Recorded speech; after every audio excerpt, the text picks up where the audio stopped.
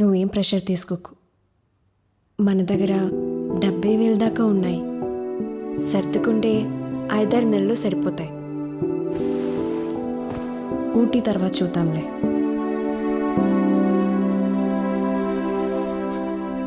అసలు పనిచేసే ఉద్దేశం ఉందో లేదా నీకు? నీలాంటి వాళ్ళు నా నెత్తిని పెట్టుకున్నాను చూడు.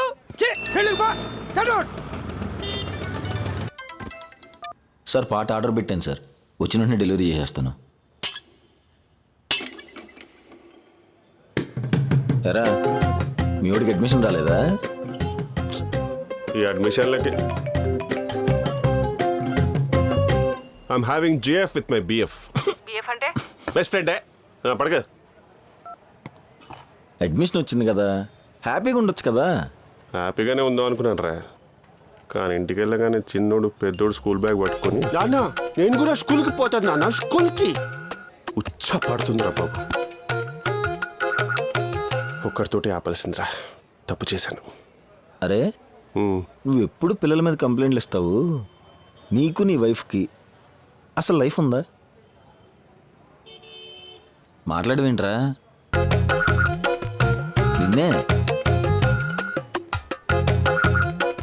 అప్పుడెప్పుడో చిన్నప్పుడు పెళ్ళైన కొత్తలో ఫస్ట్ నైట్ జరిగిందిరా. పట్టమని ఫస్ట్ ఓడి పుట్టాడు. ఇంకేముంది, ఈ చేతికి మూతి, ఈ చేతికి ముడ్డి ఏడై ఇవి కడగడంతోనే 2 డేలు అయిపోయారా. ఆ తర్వాత కొన్నాళ్ళకి ఒకసారి జరిగిందిరా. ఆ తర్వాత రెండోడు పుట్టాడు. 2 మూతులు 2 బుట్లు కడగడంలోనే నీ అమ్మ నా బుట్టి కడుక్కోవడానికి టైం లేకుండా పోయింది. అదృష్టవంతుడిరా, నీకు ఆ టెన్షన్ లేదు.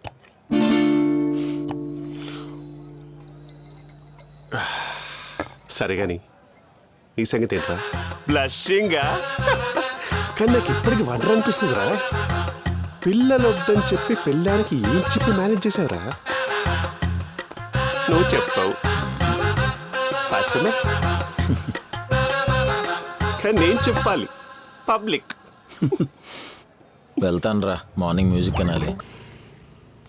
సార్ బ్యాగ్ ఏదిరా? మా మేనేజర్ గడి మొహాన్ని కొట్టేసి వచ్చా. ఏ రిజైన్ చేసేసారా? ఏమైందిరా? బయటికి వెళ్తే కస్టమర్లు తిడుతున్నారు, ఆఫీస్లో మా మేనేజర్ గైడు. మేనేజర్లు తిట్టడం ఓకే, అలా పుట్టుకే అంట. కస్టమర్లు ఎందుకు తిడుతున్నారా? అరే మనం 20 రూపాయలు పెట్టి ప్లేట్ ఇడ్లీ కొని అది బాగోపోతే డబ్బులు ఇచ్చేమనో ప్లేట్ మార్చమని అడుగుతాం కదా. మరి వాళ్ళు 30-40 వేలు పెట్టి వాషింగ్ మిషన్ కొని అది పని చేయకపోతే అడగరేంటి? అందులో మన వాళ్ళు అడ్వర్టైజ్మెంట్లు ఏమైనా ఇస్తారు, మురిగ్గా ఉన్న చొక్కాలు తీసుకెళ్లి ముంచితే మంచులాగా తేలుతాయి, తెల్లగా తలతల్లాడితాయి అంటారు. అవన్నీ అవుతాయా పెడతాయా? ఆఫ్ కోర్స్ నిజమే అనుకో. అవన్నీ భరించి ఆఫీస్కి వస్తే టార్గెట్ ఇంకా రీచ్ అవ్వలేదంటే మా మేనేజర్ గారు నస. కస్టమర్లు కల్లోకి కూడా వస్తున్నారు రా బాబు. ఏ జాబ్ అయినా ఓకే కానీ రా, మళ్ళీ సేల్స్ సర్వీస్లో మాత్రం చేయకూడదురా. అందుకే రిజైన్ చేసా. మరి శాలరీ?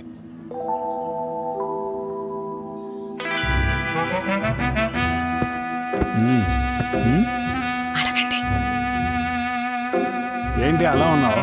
ఒరేయ్, ఓ 4 రోజులు మీరేటన్నా వెళ్ళండి రా. ఎందుకు? నేను దగ్గరుండి వాళ్ళకి పిల్లలు పుట్టేలా చేయటానికి. వచ్చిన తల్లి దగ్గరుండి చేయించడానికి అది హోమం కాదే. వాళ్ళిద్దరూ పిల్లల్ని కనడానికి మేమిద్దరం ఏమడ్డాం? నువ్వు మొహం అలా పెట్టకే. రేయ్, నేను ఒక డెసిషన్ తీసుకున్నా. నేను లైట్ తీసుకున్నాను. రేయ్, నిన్నే నీతో మాట్లాడాలి, రా కూర్చో. ఏంటి? నీకు పెళ్ళై 3 సంవత్సరాలు అవుతోంది, ఎందుకురా పిల్లల్ని కనట్లేదు? నీకు పెళ్ళై 30 ఏళ్ళు అవుతుంది, అంత కావాలంటే నువ్వుగాను. ఇదిగో ఇదే వద్దందే. అసలు ఏంట్రా నీ ప్రాబ్లం? పిల్లలంటే పారిపోతావు. నేను ఇద్దరిని కనలేదా, పెంచలేదా? మీ అక్క గ్రాండ్గా పెళ్లి చేశాను, గ్రాండ్గా, పైసా కూడా కాంప్రమైజ్ కాకుండా ఇద్దరిని చదివించాను.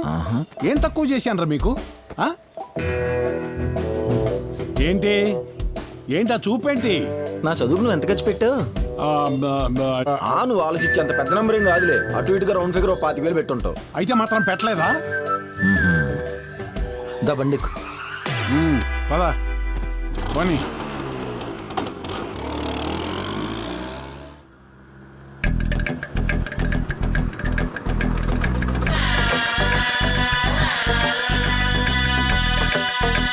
ఏంటి ఇంత పెద్ద హోటల్ తీసుకొచ్చి పార్టీ ఇస్తే వదిలేస్తాను అనుకుంటున్నావా? నాకు జవాబు చెప్పి తీరాల్సిందే. ఆగు, ఇది హోటల్ కాదు, హాస్పిటల్. హాస్పిటల్? పద. ఏరా, ఇది నిజంగా హాస్పిటలేనా? ఏమండి ఎస్ సార్ చెప్పండి. ఆ, మా ఆవిడ ప్రెగ్నెంట్. ఓకే. ఇక్కడ ప్రెగ్నెంటా? చెప్పలేదారా? దానికోసమే ఇన్నాళ్ళు ఎదురు చూస్తుంది. నువ్వు సైలెంట్గా ఉండి ఇక్కడ ఏం జరిగిందో చూడు. డెలివరీ ప్యాకేజ్ ఎంత ఉన్నాయో ఒకసారి చెప్తారా? హా, ఒక్క నిమిషం. ప్యాకేజ్ ఎంత ఉంటుంది? ఇస్తున్నారా? ఆగు. Yeah sir. పేషెంట్ రూమ్కే 1,80,000 అంట. మొత్తం కలిపి 6.5 లక్షలు. 6.5 లక్షల? మరి బండి నువ్వు వెళ్తుండు, నేను వస్తా. అలాగే. ఇదిగో అమ్మాయి, పిల్లలకి చదువు ఇది ఏం వద్దు, కాన్పు చేస్తే చాలు. అవన్నీ మాకేం సంబంధం సార్. డెలివరీ సంగతి ఒక్కటే చెప్తున్నా. ఓహో, చూసించా లేదా బండెక్కు? వామ్మో, ఇది చాలా కాస్ట్లీ హాస్పిటల్ రా. మామూలు హాస్పిటల్కి వెళదాం పద. బెస్ట్ ఇవ్వలేనప్పుడు పిల్లల్ని కనకూడదు నాన్న. సిటీలో బెస్ట్ హాస్పిటల్ ఇదే. నేను ఒకవేళ తండ్రిని అయితే నా పిల్లని ఇక్కడే చూపిస్తా. కానీ నువ్వు అడుగుతున్నావు కాబట్టి నువ్వు చెప్పిన హాస్పిటల్కి కూడా వెళ్దా బండి. పద. ఇదే నువ్వు చెప్పిన మామూలు హాస్పిటల్. Yes sir. అడుగు. నువ్వే అడుగు. అడుగు. ఎంత? డెలివరీ ఖర్చు ఎంత అని. 3 లక్షలు సార్. 3 లక్షల? అమ్మా, మీరైనా చదువుతో పాటు. చదువుతో మాకేం సంబంధం అండి? మేము చెప్పేది డెలివరీ ఖర్చులే. పోస్ట్ డెలివరీ ఖర్చులు వేరు. నానా, పోస్ట్ డెలివరీ ఖర్చులు వేరే అంట. వినపడిందా? మరి వద్దామా? బండెక్కు.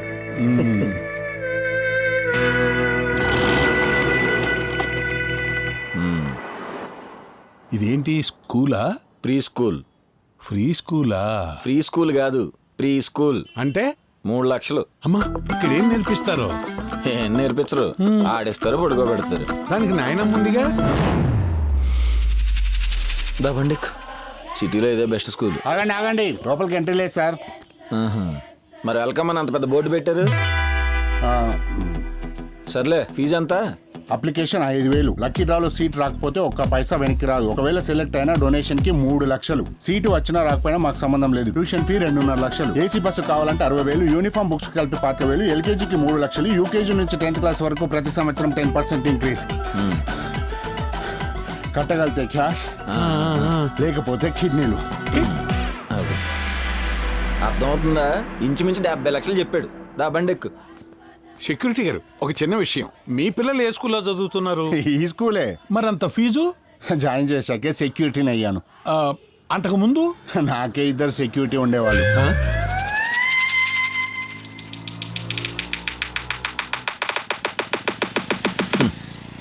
టార్చర్లో టాప్ ఇంటర్మీడియట్ కాలేజ్.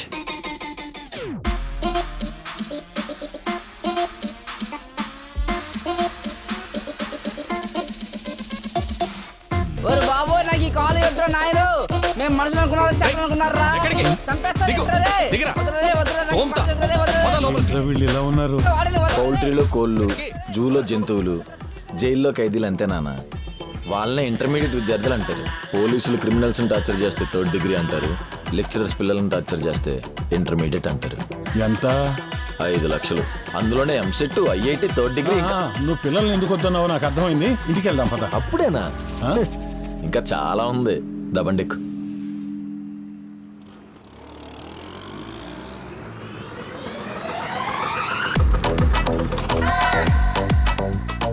ఇదిగో, ఇది ఇంజనీరింగ్ కాలేజ్, అది మెడికల్ కాలేజ్. రేపు నాకు పుట్టబోయేడు ఇంజనీర్ అవుతాను అన్నాడు అనుకో నాన్న, నేను ఒక అంచనా చెప్పగలను. 1 కోటి. అగు, రేపు పుట్టబోయేడు పొరపాటున డాక్టర్ అవుతాను అన్నాడు అనుకో నాన్న, నేను లెక్క కూడా చెప్పలేను. అందుకే చెప్తా ఉంటా, ఈ ఖర్చులన్నీ మన వల్ల అవ్వదు. అమ్మాయి ఆ రోజుల్లోనే పిల్లల్ని కన్నాను కాబట్టి సరిపోయింది. లేకపోతేనా? అయ్య బాబు, 2 ఏళ్ల నుంచి నాసా వినపడుతుందా? నాకేం వినపట్టలేదు, నేను తిరగను. ఆగు. ఎక్కడున్నావా? ట్రిప్ బాగా ఎంజాయ్ చేసినట్టున్నాడు నానా. ఓ నానోయ్. అమ్మోయ్, మరి వెళ్దామా? ఆగు, ఇంకో ప్లేస్ ఉంది. ఇంకోటా? ఏది? ఆ గేటెడ్ కమ్యూనిటీ దగ్గర ఆపి తిడతావు అదేనా? కాదు. మరి దబండిక్కు.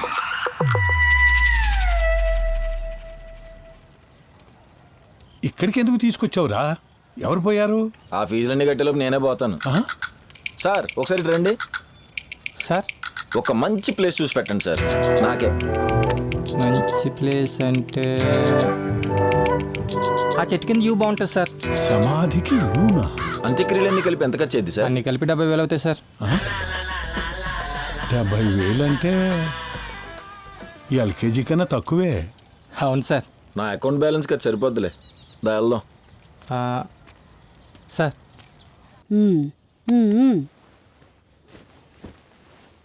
యారా వాడిని ఒప్పించావా? వాడే నా కళ్ళు తెరిపించాడు. నీ కొడుకుని తండ్రిని చెయ్యరా అని నా కొడుకుని అడిగితే నీ కొడుకు తండ్రి అయ్యాడు ఇక చాలే అన్నాడంట. ఎవరో? నీ కొడుకు.